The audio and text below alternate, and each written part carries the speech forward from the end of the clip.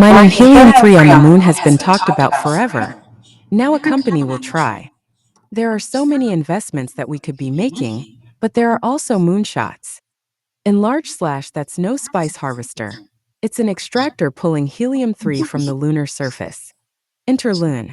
Two of Blue Origin's earliest employees, former President Rob Myerson and Chief Architect Gary Lai, have started a company that seeks to extract helium-3 from the lunar surface, return it to Earth, and sell it for applications here. The company has been operating in stealth since its founding in 2022, but it emerged on Wednesday by announcing it has raised $15 million, adding to previous rounds of angel investments. This is a notable announcement because while the funding is small, the implications are potentially large. Lately, there has been a lot of discussion of a lunar economy in spaceflight, but precious little clarity on what that means. Most firms that have announced business plans to launch rockets to the moon, land on the moon, or perform other activities there have been doing so with the intent of selling services or lunar water to NASA or other parties fulfilling government contracts. Put another way, there has been no wealth creation, and ultimately, NASA is the customer.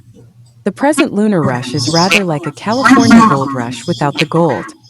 By harvesting helium-3, which is rare and limited in supply on Earth, Interloon could help change that calculus by deriving value from resources on the moon. But many questions about the approach remain. First of all, the company must devise a means of extracting the gas from the lunar regolith, the abrasive, rocky, and dirt-like material on the surface of the moon. Then it must return the helium-3 to the Earth. There is currently no means of doing so.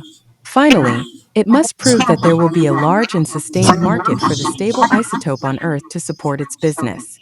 However, with NASA investing tens of billions of dollars in the Artemis program to return humans to the moon, Myerson is convinced that now is the time to piggyback on those transportation, power, and other resources to start a lunar mining company. It would not have been possible at any time before now. It may be barely possible today.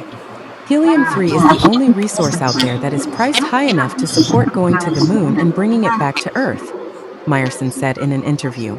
There are customers that want to buy it today. A useful helium isotope. Helium-3 is a stable isotope of helium with two protons and one neutron. It is produced by fusion in the sun and transported by the solar wind. However, Earth's magnetosphere deflects this stream of particles away from the planet. The material does not occur naturally on Earth, and it exists in only very limited quantities from nuclear weapons tests, nuclear reactors, and radioactive decay. A single liter costs a few $1,000s, and there are efforts to recycle it by the U.S. Department of Energy. Because there is no magnetosphere around the moon, it's believed there are large quantities of helium-3 gas trapped in pockets of the lunar regolith. Supply and demand of helium-3. The Department of Energy Isotope Program fills critical government needs for helium-3. An earlier shortage has been mitigated. The Department of Energy (DOE) has supplied isotopes and isotope-related services principally to the nation, but also globally, for more than 50 years. DOE projects its helium-3 He recovery and inventory management activities will meet important federal demands for several decades to come. The sole source of DOE's 3 He comes from National Nuclear Security Administration, NNSA, Defense Program Mission Operations. This 3 He is a byproduct of radioactive tritium decay and is separated during tritium processing at the Savannah River site in South Carolina. The DOE isotope program, managed by the Office of Nuclear Physics and DOE's Office of Science, is responsible for sales and distribution of the 3 He. Each year, thousands of liters of 3 He gas are made available to crucial applications including government research, national security activities, and medical diagnostic procedures. Demand as high as 70,000 liters per year was outpacing government supply in 2008. The increased demand was due to a substantial expansion in 3 He used for neutron detectors in homeland and national security applications. At the same time, 3 He supply was impacted by an unexpected reduction of Russian exports to the marketplace.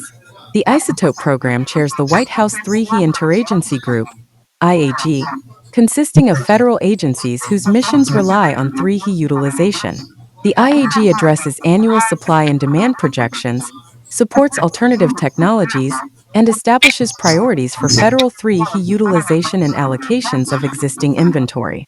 Highly successful mitigation measures have been established by the IAG, including recycling and deployment of alternative technologies. As a result, projected federal demand for 3 He is now less than 6,000 liters per year.